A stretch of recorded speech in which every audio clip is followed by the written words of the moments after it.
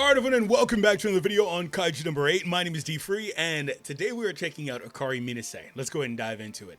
So that being said, Akari Minase is a character that, this is not where I need to be. She's a character that is actually really unique, because she's one of the characters in the game, in fact the only character in the game that does exactly what she does, which, if I can find her in here, which is, she's a healer, right? So she's a dedicated healer, and with that she has an AoE heal here on her ultimate. Her combat skill has a specific heal, but also increases the allies' charge gauge rate. And then if you get dupes in her, which obviously is something that would take some time or a lot of summons or money, whatever, a mixture of all the things, right? She has a couple of things that happen that are pretty cool. So after activating the ultimate, she gets a healing multiplier. This is after activating. So that would imply that that is for like the following time that she gets another heal off, maybe her combat skill. After receiving an attack, her ultimate gauge goes up. This is actually extremely strong if she happens to take any hits. However, we'll read one more thing about that in a second. And then down here at the bottom, if an ally other than this character becomes incapacitated, recovers the target's HP equal to 10% of the max HP and revives them, and it can be activated once per battle. So there are a few characters in the game, I think only 3 unless Coda does it as well, but there's the 2 5-star sustain characters and then her that have revives built in. Isau's got it in a dupe, I believe Sagan has it by default, and she has it here. But they revive themselves. She can revive anybody. Really strong. Now, until now, you haven't necessarily needed that. And there's only like one stage in the entire game that I would say that you probably even want to consider using that on. We'll talk about that more in a second. We don't have the full-on optimal stuff here. We want to have healing here. We want to have speed here if you're looking to build her optimally. But the reason why those are there is because I just like to have the 5-star set effect first. I explain this all the time, and I get new people coming in that are trying to do it the other way around, especially with lower rarities. Anyway, so moving on. Right here, after receiving an attack, has a 35% fixed chance to randomly remove one of the status ailments. Really good. When remaining HP is 50% or less, this unit's chance of being targeted by a kaiju slightly decreases. So that is another effect that there's only like 2 of them in the game. I think the other one is 4-star Kikuru, where it's a negative aggro, right? We've got like the other sustain characters that draw hits to them or increase the likelihood that they'll get hit. She does the opposite. So you are not going to be able to hit her as effectively. And then down here, the unit's healing multiplier also goes up by default. So she's overall a really interesting character. Now, I alluded to it a second ago, that there's really only one stage that I think in particular that you really do need to have sustain on just in general, whether that's her or the other characters. Don't get me wrong, don't hear what I'm not saying. Sagan, Isau, these characters are nice, right? They're nice to have, you can use them. They are very strong, of course. But this fight specifically is the only one that Hoshina does not blow up. I don't know what it is about this fight. Maybe they did something thematic because he's fighting technically the kaiju he's wearing. I don't know. But this is the one stage in the entire game that he actually does not have the ability to blow up. He blows up Kaiju 2, though, on the second wave. It's hilarious. Anyway, so with that being the case, I guess just in general, if you wanted to use sustains on both of these teams, regardless of if Hoshina can blow it up, maybe you don't even have Hoshina, right? I digress. But you can run sustains regardless. Now, here's the thing. Up until now, I've always said characters just blow stuff up. All you need is max level, and then once you get max level, you can invest in other things. Like maybe you need to optimize your unit parts, whether that's the 5-star set effects or the literal, or 15, I guess it's 15 stars cumulative. But or the literal individual pieces, the skill levels, the weapon levels, all these other different avenues you can go down. Maybe you don't even have the optimal weapon on a character. Maybe you can exchange for one that's better. Like, there's a lot of different things and tweaks you can do. But you didn't need sustain until now. And I will die on that hill because it's been proven. And I still don't know that you necessarily need it. But if there is a stage that requires it, it's this stage. So for the record, if you are struggling with content, do those things I laid out first, in that order, right? Work on your, or I guess you could shift it a little bit. Work on your character levels, work on your weapon levels. Those are the 2 most important things. And then move on to unit parts and skills as well. You can obviously do them in whatever order. It doesn't really matter a ton. The end goal is the end goal. But let's go ahead and go in here and kind of show what she looks like and how she functions. So I want to kind of show a couple of things. Firstly, I want to show the revive. So we're going to just go in with a fluff team. I want to show you what that looks like. Obviously, one of these minions is just going to get one shot. And she will just instantly revive. So firstly, if you guys haven't already, by the way, make sure you hit that thumbs up and subscribe. Let's get this video up to 200 likes for Akari Minase. And let me know in the comments which 4-star character you want to see sometime soon. I can't say next because, okay, the game's breaking, hello? Because it takes a while to build these characters up, so it is what it is.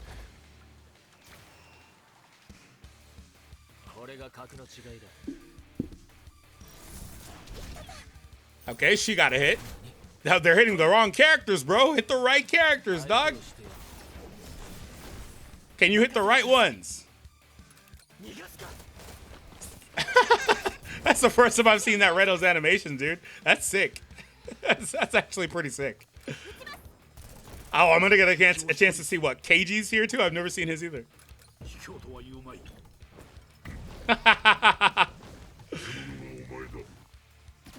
Dude, hit the right characters, bro. There it is. Okay, so here's the heal. So she brought him right back. Now, obviously, he has no base HP, so he's going to come back just basically dead already. But you can imagine how strong that is with a good character. And then secondly, that will actually bypass, a character reviving bypasses that condition in there to get 3 stars, right, where you have to defeat it without a character. I just spit everywhere.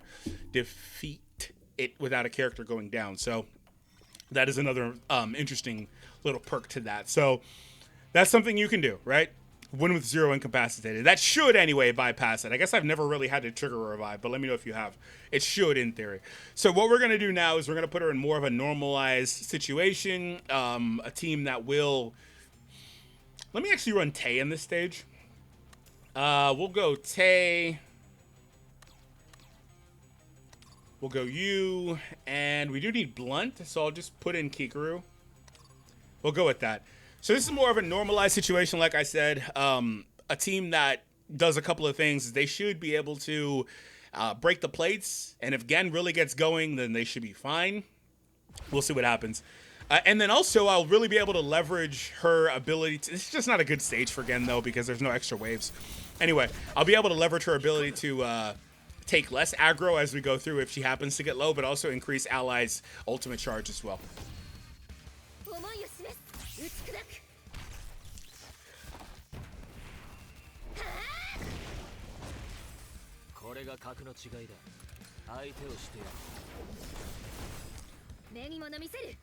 We'll go again, because we're going to get a... Oh, no, actually, we'll go for a single. We'll get a follow-up here, get the ultimate.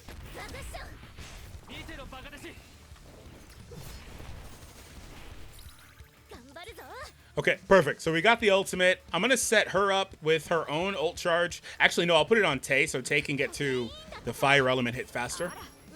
We didn't need the heal, of course. We just needed that ability. I'm going to throw this here. We'll do Gen first, though.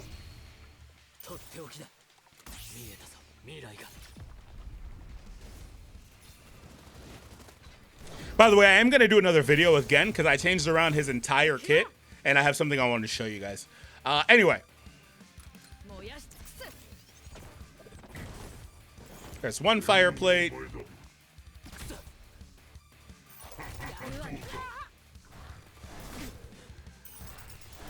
Okay. Also, taking those hits is not bad for Akari either, because it just helps her get to healing faster anyway. Okay, Kikaru, we're going to get another break. And we'll get a follow-up and another Gen ult. And the next hit should trigger the plate breaks as well. So we're really well off. I'm going to throw Kikaru's ult just to get that, what's it called? Blunt plate out of there. Then we're going to trigger a break as well. So she's going to just flat out break the boss. Because he's seen through and she'll destroy a blunt as well. And there it is. And we'll get another follow-up. As you see, my Narmi is being pressured. He's already quite low on HP.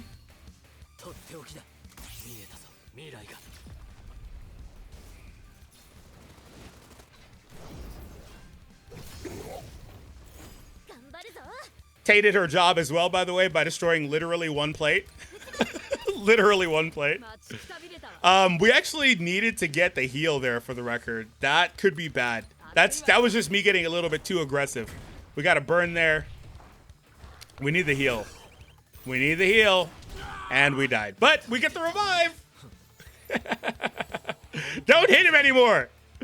Okay, so we'll get a turn with Akari, which is all I need. I just need her to be able to get her heal off. I'll actually go here. And that's also one of the reasons why I really want her to have speed up as well. This is going to be double fold good for Gen. Double fold, because we want that charge rate as well, because he no longer has the 2-turn charge. And without that first dupe, you really feel it.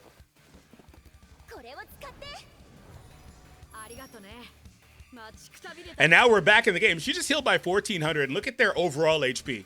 I got 1,800 with Tay, for example. Like, they don't have huge HP pools, right? But she does, because that's just how she's built. Anyway, we are going to just proceed from here. We've now got the ultimate. I'll save it for a plate break, and we can also now start getting... I'm going to just throw it off the rip. We can also now start getting those stacks back from seeing through. Kiko also has her ult as well.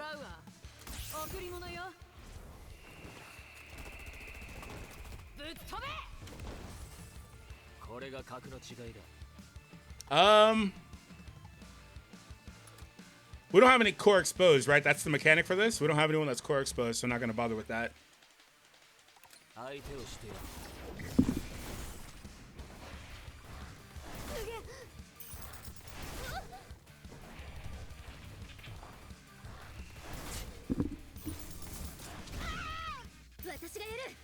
All right, well, Tay's getting pressured again. I can't revive her again for the record, so if she goes down, she goes down. Again, you really want speed. I can't stress enough, you really want speed.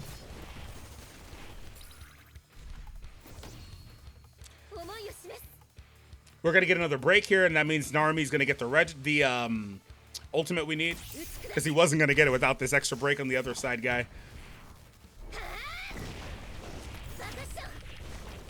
Let me see if I can sneak it in before bro takes a turn. We can get seen through. This one kind of sucks. Kind of sucks because there's a chance that... No, I'm pretty positive he won't break the right plate. Which is fine if Tay doesn't go down. Whatever. Let's see.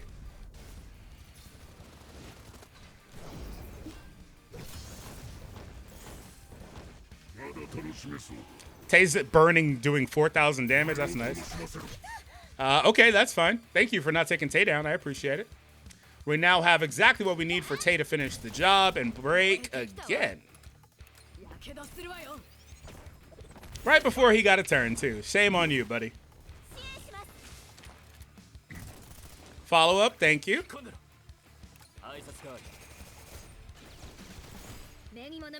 We'll go for the normal this time. I need that SP for this.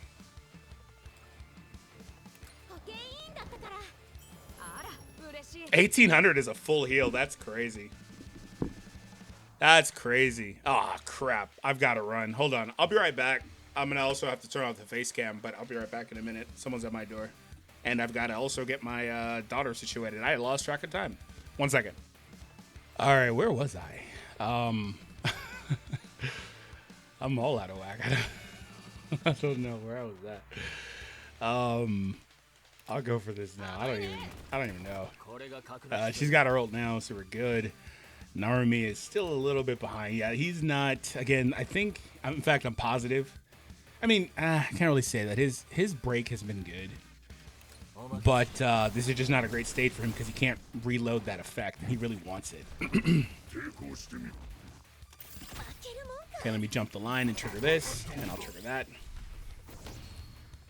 Might as well sneak this in. I like to get it after so I can get it as a stack, but it's fine. Break a plate while I can, just in case she happens to go down. Now, we will sustain her, so maybe not. But hopefully you guys have already seen the value of Minase so far, because she's the only reason this team hasn't fallen apart so far. Quite literally the only reason. And then, you know, the other characters have done their job. Like, Hikaru's been great. You know, everyone else has done their job. And then I brought Tay just because it's a little bit of a change of pace. You know, you guys are used to seeing Sagan, right? When really, it's not even a fire plate. You could bring anybody, really, actually. So, we actually do need this on Narumi for multiple reasons, so we're going to go ahead and throw that. We're going to do this now. We're actually going to intentionally not hit one Kaiju with this. We're going to hit the side so I can save that other follow-up for after.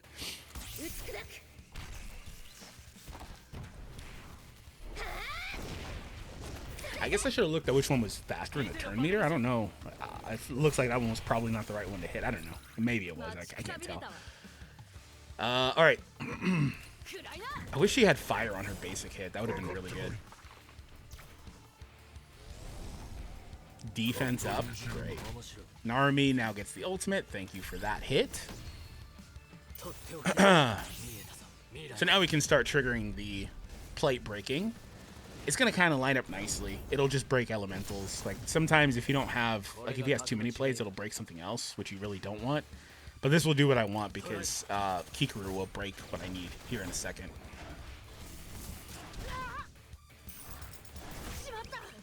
Tei's getting pressured again. Great. Unfortunately, Tei may go down here.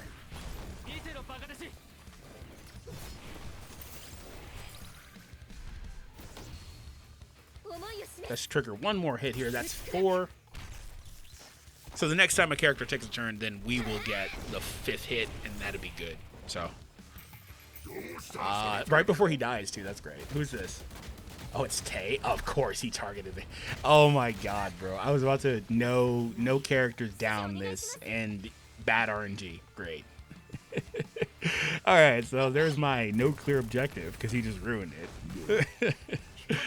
All that means is we would need to try it again, but clearly you can see it can be done. That's all that matters, right? But yeah, I mean, she was invaluable to that so far, right? Like she was, like I was mentioning, not the only, but literally the primary reason they didn't fall apart. And if she had the optimal uniparts, then I don't lose Tei there. And I really can't stress that enough. Actually, you could. Did I say healing multiplier? You can go healing multiplier, yeah, but you want ult charge. You really want ult charge in the middle. But you really, really need that speed. You like really need speed. She's just so slow. You just really need speed there. And so I think with those two things together, she doesn't go down. Or we don't lose a character. But, I mean, technically we had 2 characters die there. Because Narumi went down really early in that fight too, right? So ultimately, though, I think she is extremely strong and a character that is worth building. So while I don't think that you need sustain, if you wind up needing to build her anyway, you might as well jump on it early if you're like a new player or something, right? You might as well jump on it because you're going to get to a point where you need her. And the only caveat to that is, and it'll happen eventually, but the only caveat to that is that say the next character that releases in like a couple weeks, honestly, probably a week and a half, maybe a week. Like a week and a couple days, assuming anyway, because they only dropped 1 character this month, technically, because the other characters were on the 1st, so like technically. Anyway, imagine that character though is a is a 5-star healer. You know what's gonna happen? She'll still be okay with her role, right? And if you don't have her, she'd be a secondary option. But it would be Rio and Chester all over again, where Chester comes in and does literally the same thing as Rio, except better. So that's kind of what that situation is. So I don't know, maybe at some point that'll happen. Of course, I definitely will. So until then, anyway, that's the only situation that would be problematic. And then again, if you don't get that character, it's not problematic. So hopefully you enjoyed. Hit that thumbs up, subscribe, and I'll see you all in the next one.